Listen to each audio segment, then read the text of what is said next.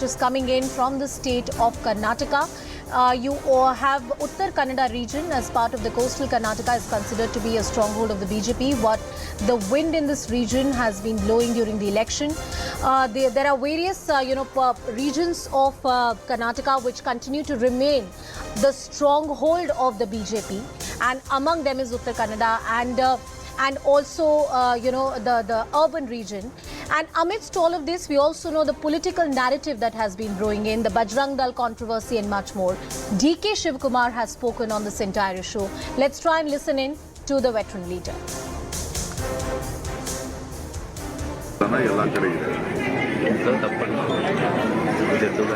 ನಾವು ಕೂಡ ಆಂಜನೇಯನ ದೇವಸ್ಥಾನಕ್ಕೆ ಆಂಜನೇಯನ ದಳದ ಭಕ್ತರು ನಾವು ಕನ್ನಡಿಗರು ವಿಶೇಷವಾಗಿ ಈ ನಾಡಿನಲ್ಲಿ ಆಂಜನೇಯ ಹುಟ್ಟಿದ್ದಾನೆ ಅನ್ನೋದಕ್ಕೆ ಸಾಕ್ಷಿ ಇದೆ. ಅದಕ್ಕೆ ಶಕ್ತಿ ಕೊಡಲಿಕ್ಕೆ ಕಾಂಗ್ರೆಸ್ ಪಕ್ಷ ಬದ್ಧವಾಗಿದೆ. ಅದಕ್ಕೆ ನಾವು ಕಾರ್ಯಕ್ರಮನ ರೂಪಿಸ್ತಾ ಇದ್ದೇವೆ. ಎಲ್ಲ ಪ್ರಮುಖವಾದಂಥ ಆಂಜನೇಯನ ದೇವಸ್ಥಾನಗಳು ಎಲ್ಲಿ ಒಂದು ಇತಿಹಾಸ ಸೃಷ್ಟಿಯಾದಂಥ ಆಂಜನೇಯ ದೇವಸ್ಥಾನಗಳಿದೆ, ಮುಂದೊಂದು ದಿನದಲ್ಲಿ ನಾವೆಲ್ಲ ಅದರ ಅಭಿವೃದ್ಧಿಗೆ ಒಂದು ವಿಶೇಷವಾದಂಥ ಯೋಜನೆಯನ್ನು ಕಾಂಗ್ರೆಸ್ ಪಕ್ಷ ರೂಪಿಸ್ತದೆ. ಆಂಜನೇಯನ ಹೆಸರಿನಲ್ಲಿ ಪ್ರತಿಯೊಂದು ತಾಲೂಕಲ್ಲೂ ಕೂಡ ತಂದೆ ಆದಂಥ ಯುವಕರಿಗೆ ಶಕ್ತಿ ತುಂಬಲು ಆಂಜನೇಯನ ಸಿದ್ಧಾಂತವನ್ನು ರೂಪಿಸಲು ನಾವು ಕಾರ್ಯಕ್ರಮಗಳನ್ನು ರೂಪಿಸ್ತೇವೆ. ಅಂಜಾದ್ರಿ ಅಭಿವೃದ್ಧಿ ಮಂಡಳಿಯನ್ನು ಕೂಡ ನನ್ನ ಈ ದೇವಸ್ಥಾನದ ಸನ್ನಿಧಿ ಹೇಳ್ತಾ ಇದ್ದೀನಿ. DK Shivakumar saying that they will build Hanuman temples across the state after coming to power, trying to salvage the situation for the Congress party. Pallavi, the realization is pretty much clear that this is an issue that can backfire. It can polarize the election.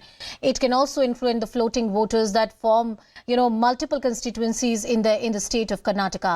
The Congress in a damage control mode. Would that be correct to say?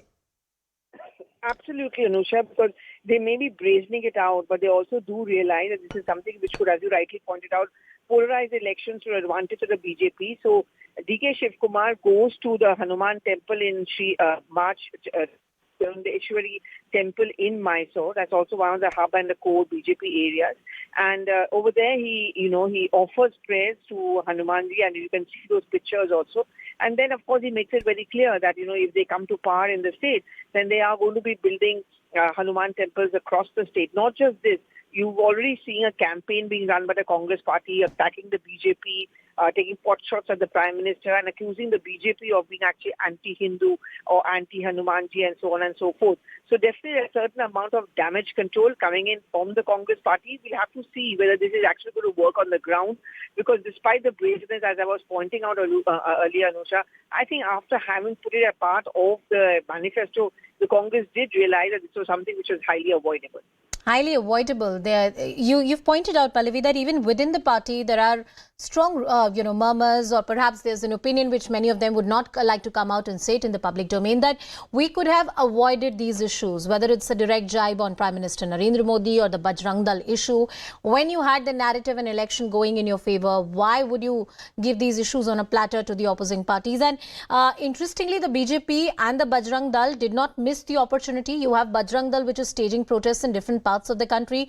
Recitals of Hanuman Chalisa are happening at different parts in the state of Karnataka. So they haven't really missed out on that opportunity.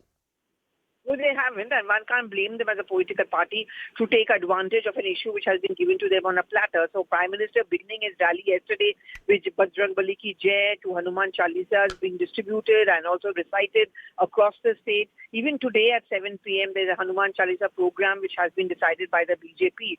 So they are going to certainly make this a big issue, and they already are making it a big issue. And you're right, extremely careful in trying to ensure there's no diversion on for what is a core slogan, which is the 40% Sarkara, the 40% Commission Sarkara, or against the Bombay government. But it is these issues which certainly occupy center stage, and the Congress doesn't want to be seen on a back foot. Pallavi, you're there in Karnataka right now. We have seen your multiple reports. So if I were to ask you to sum up the narrative in the state right now, has it been really fragmented or perhaps largely diverse depending on the region? Or do you sense that there is a thread that connects the narratives, the political narratives which are dominating this electoral war in the state? I think the elections, as we are looking at it, is a bit of a cliffhanger. It's very neck to neck, and which is why the floating votes matters, which is why neither of the political party wants to miss out on any opportunity to have that last leg or last push forward.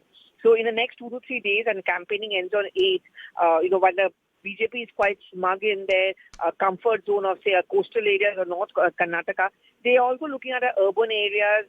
They are also looking at the other areas where the Congress party is also making its inroads. And the caste is, of course, going to be a very, very important factor. So we are not going to be seeing it much of a surprise, but 6th, 7th, 8th, the 3 days are going to be when the Prime Minister is going to be doing a roadshow in Bengaluru. You have Rahul Gandhi doing a press conference, and all the top-notch leaders of both the parties being all out, because these are those last 48 hours, really, Anuja, which becomes extremely critical in terms of campaigning. So, Pallavi, I'm not